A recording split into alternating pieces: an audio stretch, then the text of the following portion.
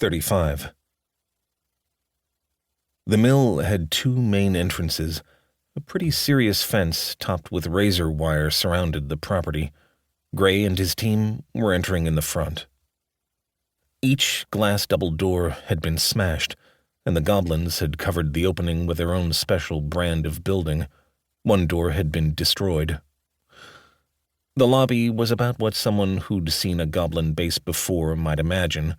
There weren't any bodies, but blood and drag marks covered the floor.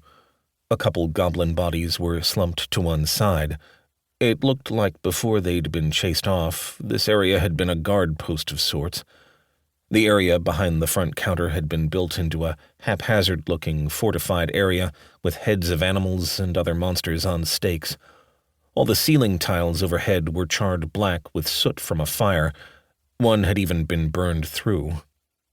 As bad as the area smelled, it probably would be even worse if there had been a fire sprinkler system in the lobby.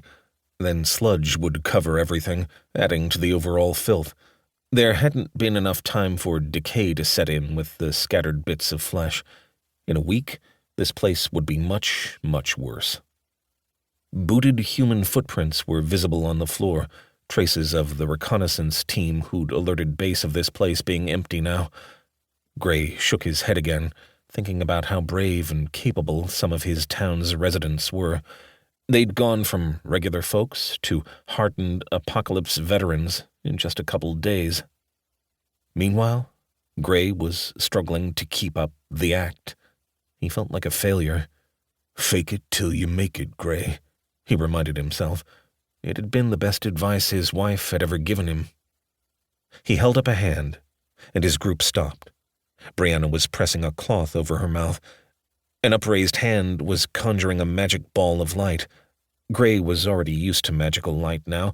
He hadn't even taken out his flashlight. The three of them listened and watched for a few minutes, but nothing moved, and the silence rang. It was eerily quiet. A couple buzzing flies, disturbed by the light, were the only sounds Gray heard other than his own breathing. He nodded and gestured. To keep listening to this audiobook, I've left you a link in the description so you can do it, at no cost thanks to Audible's 30-day free trial.